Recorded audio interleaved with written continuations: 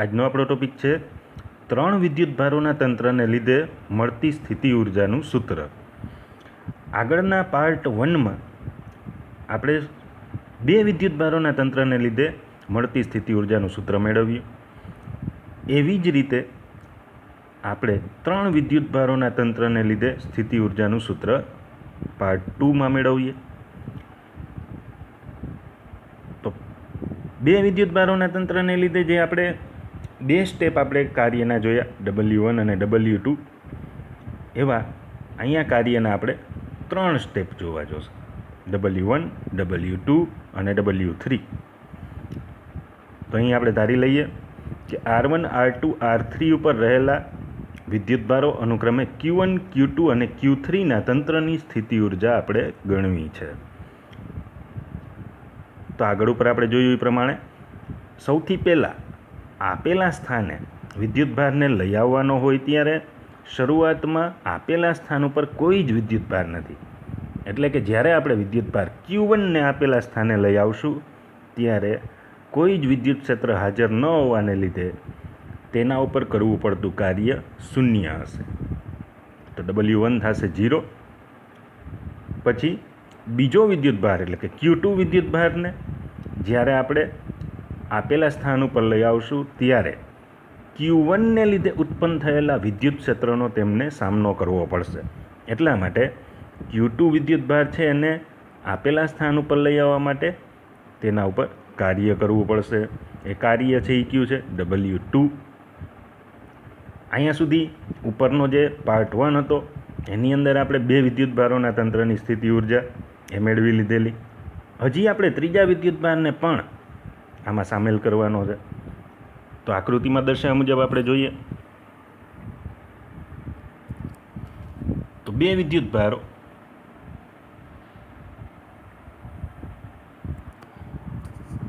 એક છે Q1 અને બીજો છે Q2. હજી આપણે એક ત્રીજો વિદ્યુતભાર અનંત અંતરેથી એટલે કે ઇન્ફાઇનાઇટ અંતરેથી આપેલું સ્થાન જ્યાં Q3 બતાવેલો છે ત્યાં લઈ આવીએ. તો હવે આ Q3 વિદ્યુતભારને કયા વિદ્યુત ક્ષેત્રોનો સામનો કરવો પડશે? તો કે અહીં Q3 વિદ્યુતભારને Q1 અને Q2 બંને વિદ્યુતભારોને લીધે ઉત્પન્ન થતા વિદ્યુત ક્ષેત્રનો સામનો કરવો પડશે. અને પરિણામે એની જે ગણતરી છે એને લીધે આપણે ત્રીજા નંબરનું કાર્ય મળશે. એ કાર્ય હશે W3. તો આપણે સ્ટેપ વાઇઝ જોતા જઈએ.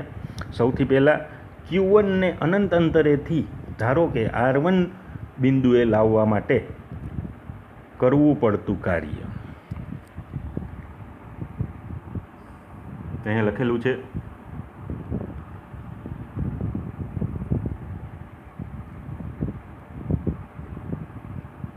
Q1ને અનંત અંતરેથી R1 ઉપર લાવવા માટે કરવું પડતું કાર્ય કોઈ જ વિદ્યુત ક્ષેત્ર હાજર ન હોવાથી એ કાર્ય થશે શૂન્ય. એટલા માટે અહીં લખ્યું છે કોઈ કાર્ય જરૂરી નથી. એટલા માટે પહેલું સ્ટેપ આવશે, એમાં હશે W1 બરાબર 0. હવે બીજો વિદ્યુતભાર એટલે કે Q2 વિદ્યુતભારને અનંત અંતરેથી આપેલા બિંદુ સુધી લઈ આવવા માટે કેટલું કાર્ય કરવું પડશે? તો કે સૌથી પહેલાં તો Q1 વિદ્યુતભાર છે એને લીધે એક સ્થિતિમાન ઉત્પન્ન થશે. એ સ્થિતિમાનને આપણે સૂત્ર દ્વારા જોઈ લઈએ.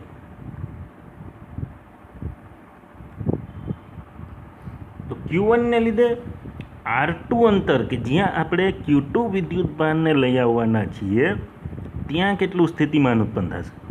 ખાસ યાદ રાખજો, કયા અંતરે સ્થિતિમાન? R2 અંતરે કે જ્યાં આપણે Q2ને લઈ આવવાના છીએ ત્યાં કેટલું સ્થિતિમાન ઉત્પન્ન થશે? એટલા માટે અહીંયા બુકની અંદર આપ્યું છે V1 કે જે R2નું વિધેય છે. એટલે આ જે કાઉન્સમાં આપ્યું છે એનો શું મતલબ છે? તો કે V1 કે જે R2નું વિધેય છે. અને વિધેય કેને કહેવાય? તો કે એક રાશિ જ્યારે બીજી રાશિ ઉપર આધારિત હોય તો તે રાશિને તેનું વિધેય કહેવાય. તો અહીંયા V1 છે એ R2 ઉપર આધારિત છે, એટલા માટે V1 છે એ R2નું વિધેય છે. તો V1નું કોમન સૂત્ર શું થશે? તો કે કોમન સૂત્ર એ આપણે જાણીએ છીએ કે Q/R. તો પેલો વિદ્યુતભાર Q છે, તો કે Q1, તેથી એને લીધે મળતું સ્થિતિમાન એ આવા સૂત્રથી મળી જશે કે Q1/R. ને આપણે પ્રોપરલી લખવું હોય તો કેમ લખીએ? તો કે R એટલે Q1 અને Q2 વચ્ચેનું અંતર, તો એને આપણે લખશું R12. તો આ V1 મળી ગયો આપણને. હવે Q2 ને અનંત અંતરેથી R2 ઉપર લાવવા માટે જરૂરી કાર્ય, એને કહી દઈએ આપણે W2.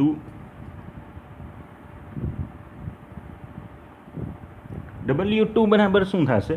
તો કે Q2 વાળો વિદ્યુતભાર ગુણ્યા V1 સ્થિતિમાન.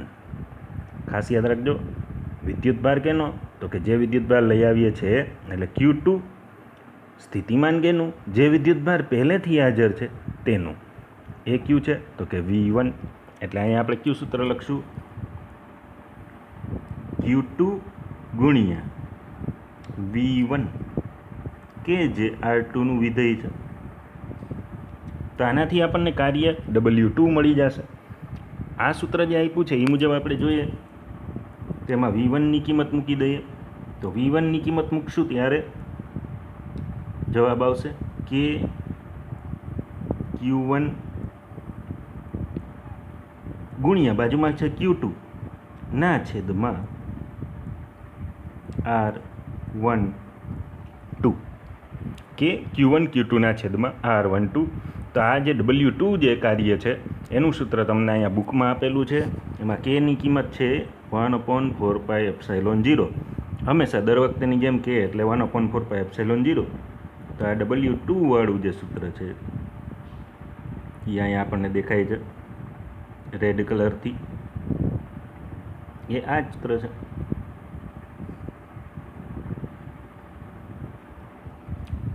તો આ થયું કાર્ય W2. સ્ટેપ વાઇઝ કાર્ય છે એ તમારી બુકની અંદર પણ નોંધતા જશો તો વધારે ખ્યાલ આવશે. W1 છે 0. W1 કેટલું મળે છે? કે Q1 Q2 ના છેદમાં R12 જેટલું મળે છે. હવે આગળ જઈએ. હવે અહીં આપણી પાસે આકૃતિમાં દર્શાવ્યા મુજબ બે વિદ્યુતભારો છે.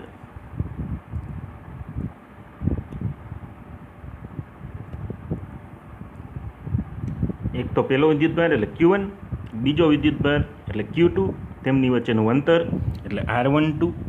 હવે આપણે કોઈ ત્રીજા વિદ્યુતભારને અનંત અંતરેથી લઈ આવીએ. અનંત અંતર એટલે ઇન્ફાઇનાઇટ અંતરેથી લઈ આવીએ. અને ક્યાં લઈ આવીએ? તો કે અહીંયા એક સ્થાન આપેલું છે ત્યાં, ધારો કે Q3 ઉપર લઈ આવીએ. તો આ Q3 જે છે એને કેનો સામનો કરવો પડશે? તો કે આ Q3ને Q1 અને Q2 બંનેને લીધે ઉત્પન્ન થતા ક્ષેત્રનો સામનો કરવો પડશે. એટલે કે Q1 અને Q2 એ બંને શું ઉત્પન્ન કરશે? સ્થિતિમાન ઉત્પન્ન કરશે. સ્થિતિમાન એટલે કે V. તો Q1 અને Q2 બંનેના સ્થિતિમાનને આપણે અહીંયા ધ્યાનમાં લેવા જોશે, કારણ કે અહીંયા બે વિદ્યુતભારો છે, બરાબર. તો એટલા માટે આપણે શું કરશું? તો કે એમની વચ્ચેના સ્થાન સદિશો જોઈ લે. ધારો કે Q1 થી Q3નું અંતર, તો એને આપણે બતાવી દઈએ અહીંયા. ધારો કે R13, અને Q2 થી Q3નું અંતર એ આપણે લેશું R23. તો હવે ત્રીજા માટે કાર્ય ગણવું હોય એટલે કે W3 ગણવું હોય તો કેવું સૂત્ર મૂકવાનું થશે? તો હમણાં આપણે જે સૂત્ર મૂક્યું એ મુજબ શું હતું? તો કે જે વિદ્યુતભાર આપણે લઈ આવીએ છીએ એને ગુણ્યા બાકી રહેલા જે વિદ્યુતભારો છે એનું સ્થિતિમાન. તો જોઈએ સૂત્ર W3નું.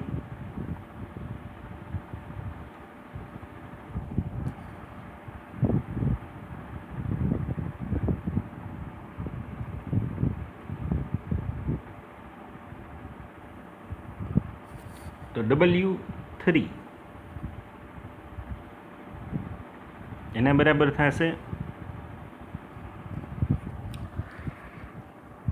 જે વિદ્યુતભાર આપણે અનંત અંતરેથી લઈ આવીએ છીએ એટલે કે Q3 ગુણ્યા બાકી રહેલા બે વિદ્યુતભારો જે ક્ષેત્રની અંદર છે, એટલે કે આપેલા સ્થાન ઉપર પહોંચી ગયા છે, તેમનું સ્થિતિમાન. હવે એ વિદ્યુતભારો ક્યાં છે? 1 અને 2. એટલા માટે આ સ્થિતિમાનને આપણે નામ આપી દઈએ 1, 2. તમારી બુકની અંદર પણ એમ જ નામ આપ્યું છે V12. પણ V12 છે એ કોનું વિધેય હશે? હવે તો કે જે આ Q3નું અંતર હોય તેનું વિધેય હશે. એટલા માટે અહીંયા અંદર લખ્યું છે R3. કારણ તો કે આપણે R3 અંતરે સ્થિતિમાન જોવાનું છે. તો હવે આ મુજબ આપણે સૂત્ર મૂકીએ તો Q3 ગુણ્યા V12. હવે V12 છે એ એકચ્યુઅલમાં શું છે? તો કે V12 છે એ એકચ્યુઅલમાં એક રીતે જોવા જાય તો આ છે V1 વત્તા V2. તેમાં આપણે કિંમતો મૂકવાની છે V1 અને V2ની. એટલે આપણે મૂકી દઈએ કિંમતો Q3 એને ગુણ્યા V1ની કિંમત. V1ની કિંમત શું થશે? તો કે Q1 ના છેદમાં 1 અને 3 વચ્ચેનું અંતર એટલે R13. તો એ કિંમત મૂકી દઈએ Q1 ના છેદમાં 1 અને 3 વચ્ચેનું અંતર એટલે R13 વત્તા V2ની કિંમત શું થશે? તો કે Q2 ના છેદમાં 2 અને 3 વચ્ચેનું અંતર એટલે R23. તો આ સૂત્ર એમાંથી હજી આપણે K કોમન કાઢી શકશું. તો નેક્સ્ટ સ્ટેપમાં આપણે શું કરીશું? આ K છે એ બેમાંથી કોમન કાઢી લેશું. તો નેક્સ્ટ સ્ટેપની અંદર શું આવી જશે? Q3 કૌંસમાં Q1 ના છેદમાં R13 વત્તા Q2 ના છેદમાં R23. હજી એક સ્ટેપ આગળ જશું. આ જે Q3 છે એના વડે જે કૌંસ છે એમાં ગુણાકાર કરી નાખશું. તો કેવું સ્ટેપ આવશે? કે કૌંસની અંદર Q1 Q3 ના છેદમાં R13 વત્તા Q2 Q3 ના છેદમાં R23. હવે ફરીથી K એટલે શું છે? 1/4πε0. તો તમારી બુકની અંદર આ સૂત્ર છે એ આવી રીતે આપેલું છે. જુઓ,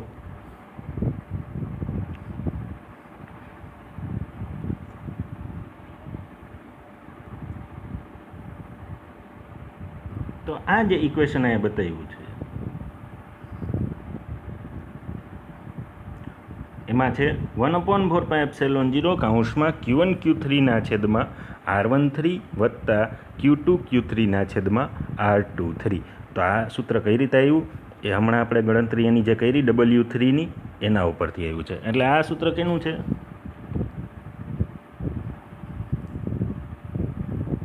એ કાર્ય W3નું છે. તો આપણી પાસે હવે ત્રણેય કાર્ય આવી ગયા, ત્રણેય વિદ્યુતભારો પણ પોતાના સ્થાન ઉપર આવી ગયા. એટલે તંત્ર તૈયાર થઈ ગયું 3 વિદ્યુતભારોનું. તો પછી આ 3 વિદ્યુતભારોનું તંત્ર તૈયાર કરવા માટે કરવું પડતું કુલ કાર્ય એ આપણે ગણી લઈએ. તો કુલ કાર્ય એટલે W બરાબર ત્રણેય કાર્યનો સરવાળો એટલે W1 વત્તા W2 વત્તા W3. આપણે જાણીએ છીએ કે W1 છે 0 વત્તા W2 આપણને કેટલું મળે છે? તો કે મળે છે કે Q1 Q2 ના છેદમાં R12. એ સૂત્ર પણ આપણે આગળ જોઈ ગયા W2 માટે કે Q1 Q2 ના છેદમાં R12 વત્તા W3 એ હમણાં જ આપણે જોયું. એ શું હતું? એ હતું કે Q1 Q3 ના છેદમાં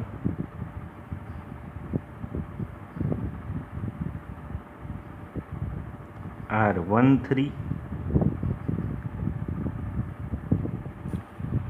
પ્લસ છેલ્લું સ્ટેપ એ આપણે અહીંયા નીચે બતાવી દઈએ. કેટલું થશે? એ હતું કે Q2 Q3 ના છેદમાં R23. તો આ થઈ ગયું કુલ કાર્ય. એમાંથી 0 વાળું છે એ તો નહીં આવે. બાકી જે બધું વધ્યું છે એની અંદરથી શું કોમન નીકળશે? એની અંદરથી કોમન નીકળશે આ કે કે કોમન કાઢીને સૂત્ર કેવું બનશે?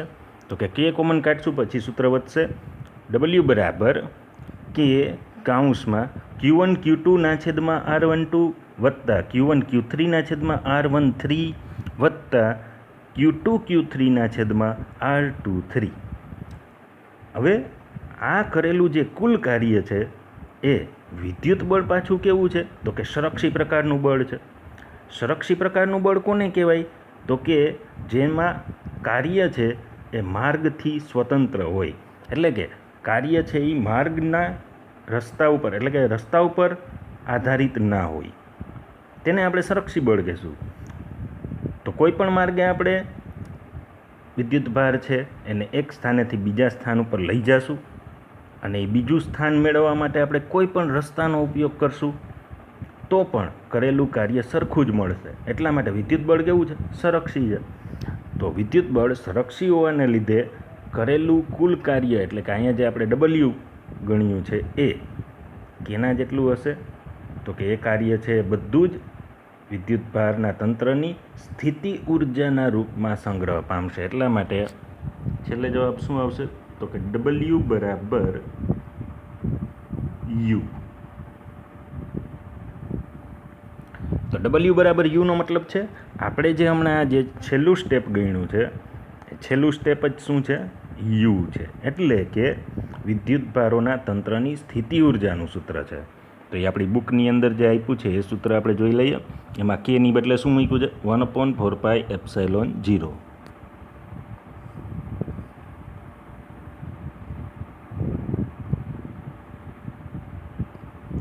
તો U બરાબર 1/4πε0 કૌંસમાં Q1 Q2 ના છેદમાં R12 વત્તા Q1 Q3 ના છેદમાં R13 વત્તા Q2 Q3 ના છેદમાં R23.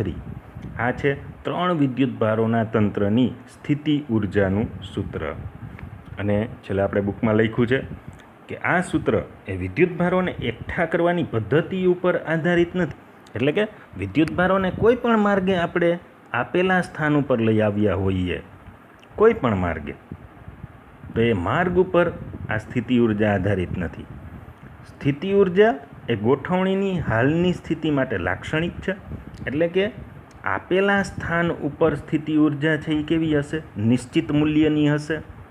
અને આ સ્થિતિ કેવી રીતે પ્રાપ્ત કરી છે તે પદ્ધતિ ઉપર આધારિત નથી. એવું આપણે અહીંયા નેક્સ્ટ